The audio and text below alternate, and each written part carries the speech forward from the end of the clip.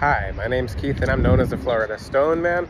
And today I'm going to talk to you about a very important topic. I had a different topic in mind, but my angels highly suggested I say this topic first. I can't even remember the other topic now, but today's video topic, we're going to be talking about what happens when you don't cleanse your crystals.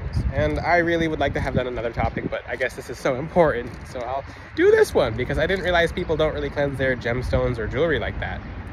Now, you're gonna see me walking around. I'm enjoying the sun. This is just such a beautiful area. So you'll see me walking around. But when it comes to cleansing your gemstones, how do you do this? How? Well, you can use selenite. Take a plate or a stick of selenite and just put it on the plate and fall asleep. When you're asleep, you wake up to the crystals cleansed and charged, and that's about it. That's about it. It's that simple. It's literally that simple. You don't have to do much else. Now, you know how I always talk about in my videos, iguanas and whatnot? There's literally iguanas back there. So if you hear loud noises and a bunch of things taking off, running or jumping in the water, that's just iguanas. But and I say this topic out of love, it's extremely important to not miss a day of charging your gemstones and jewelry. For my angel suggestions, they suggest that you can charge it every other day, although I suggest you charge it every single day. And yes, coming from someone who hears and speaks to angels, sometimes they'll say something I disagree with a little bit, but their advice is always correct. Their advice is always correct, so we could all just have different opinions. So what they say is 100% accurate, although I believe that, because sometimes you don't know, like let's just say you miss a day and you cleanse and charge it every other day. Now, when you cleanse and charge your crystals every other day, that's fine, that's okay.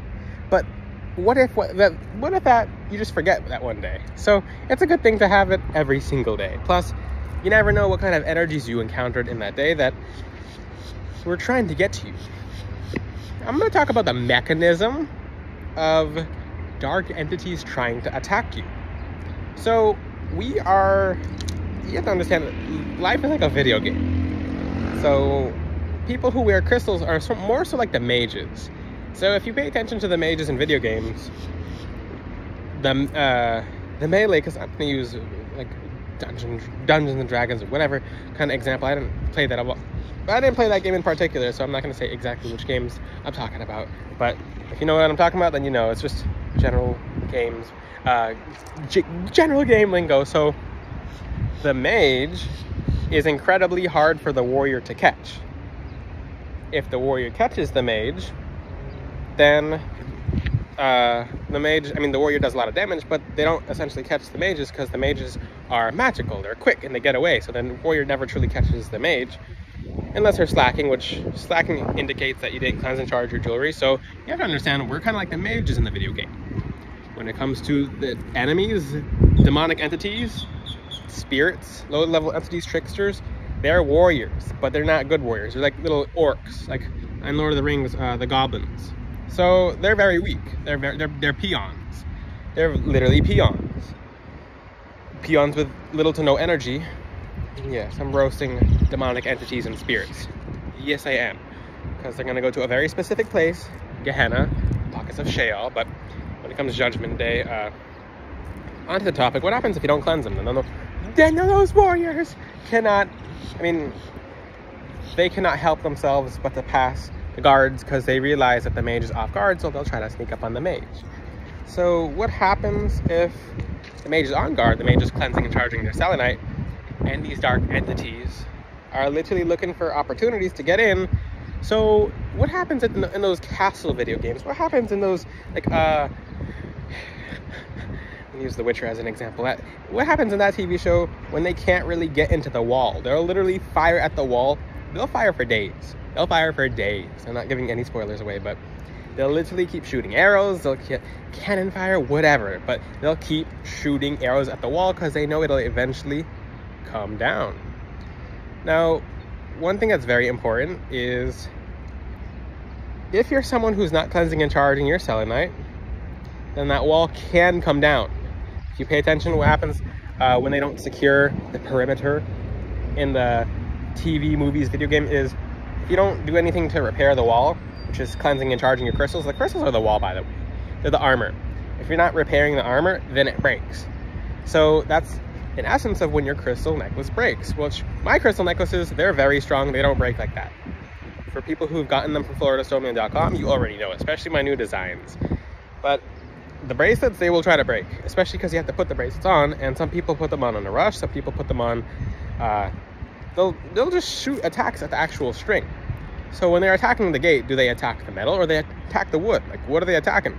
They're attacking the wood because the metal's a little more hard, so they're taking the path of least resistance. Same exact thing when it comes to dark entities attacking you. So they'll constantly send you fire, constantly send you arrows, until maybe one day you didn't actually pay attention and you didn't cleanse and charge your selenite, maybe for 2 days straight, maybe for 3 days straight, and maybe the gemstone breaks, maybe the crystal bracelet, because necklaces don't break like that. That's one of the reasons why I suggest necklaces, bracelets. I mean, necklaces over bracelets because they're hardy. They're literally armor. Dark entities will try to get the bracelet off of you. That's a really cool thing too, because the concept of like, okay, this is like it's like medieval times, kinda. If you look at Revelations, or if you look at certain events that happen in the Bible, it's like, oh, cool, it's really cool. It's like life is a beautiful story, and it is, because God made this world very beautiful and interesting. Now, what happens if these keep in mind, like I said, you have the warrior, you have the mage, and you have the ranger. So the ranger will keep shooting attacks at the gate, or even if it's not a ranger, it's just something shooting range attacks. Maybe it's the warrior throwing spears, because the warrior can't come close. He can't use the spear close, so he's throwing it from afar. Maybe it's a javelin. And like I said, the different projectiles might be a little different, but the goal is to, because they're unrelenting. Let's just say the only thing they have to do, they can't go back on their mission. Their mission is to get the gate down. And even in the medieval movies and in video games, like the enemies, and you have to think about life as kind of like a video game sometimes, because it really is. It's a lot more simple than you think. So even you think of it like a movie, because a lot of the patterns are the exact same thing. Humans don't live as original experiences as you think, because everything else someone has done at one point in time. So we're just kind of like repeating the steps. So repeat them correctly so you don't make their same mistakes. So like, for example, in a video game, you'll notice a movie's a better example for this one. Batman or something like that, which Batman, Superman, I don't know. I don't watch movies like that, but it's always the same trend of the superhero is about to lose, and it looks like they're about to get defeated, and the bad guy's about to win, and then they win because they push through. Same thing applies to life, but when it comes to the gemstones, and I'm just keeping it as an example because you have to understand, when you take life less seriously, more abundance comes in. So think of it like a video game, because you can always beat a video game, and you can always beat your problems in life, and you can always just attract extreme abundance, because once you get to the afterlife, you'll truly understand. You're like, oh, this actually was a video game. Whoops, I've been playing it wrong the entire time. Like, some people will play a video game, and yes, I'm gonna keep using the video game example. So some people will play a video game and be frustrated and constantly lose over and over and over and over again, but the people who are doing the absolute best are not even trying, because they assumed the game was easy, they assumed it was fun. And the same thing applies to real life. Now, what happens when the enemy gets to the gates? Now, the attack is on you. So the tourmaline, for an example, black tourmaline, when you wear black tourmaline as a necklace or as a bracelet, you'll notice on certain days, you'll see more of the cracks, because it's a gemstone that has natural lines in it. So when you have real tourmaline, you'll see its inclusions over time, which is a really good thing, because it means it defended you. So the enemy knows, the enemy as in dark entities, etc., their main goal is to get the bracelet off of you. Sometimes they'll do it in other forms. You'll have some kind of fake religious person come along and say, oh, you have to take the crystals off, they're demonic, even though they're actual minerals, and they're in the Bible, and they're in Revelations, they're in the high priest of Israel's chest plate. Like, the enemy will do anything and send anyone to get these crystals off of you and away from you. There's several different stories of when people don't have their gemstone, or when the defense of the gemstone falls down. Like, pay attention on your worst days ever, which once you start getting better, you won't really have worse days. You'll just view them as different days because different planetary alignments. Every day is such a beautiful and blessed day, but you have to understand that when you cleanse and charge your crystals every single day, then they're protecting you at 100% capacity. Think of it like a battery. If you're about to watch the Super Bowl with a bunch of friends, and you're watching the Super Bowl, and you get a remote control, and you put the battery on low, what happens to the remote control? It dies during the game. And everyone's stuck with a dead remote control, watching the Super Bowl, or watching something that it's supposed to go on for hours. So what if your day is supposed to go on for hours? What if you're supposed to be watching TV and the remote goes like this? Now you have to get up, you have to look for the remote. Now you're vulnerable. Well, technically vulnerable. So now the Super Bowl party is now coming to an end, etc. So you get the point. So have your guard up. What happens when you don't cleanse and charge your crystals? It gives the enemy any kind of bad energies, any kind of dark entities. It gives them a chance to kind of slip in. They know that, and yes, I know when certain people get crystals from FloridaStoneman.com, yes, it's wonderful and they're beautiful, but we do have to take them off at some point. So that's actually how the enemy can perform ranged attacks, is by trying to get the gemstone full. This is a really good question. Does a full gemstone work? What do I mean by full?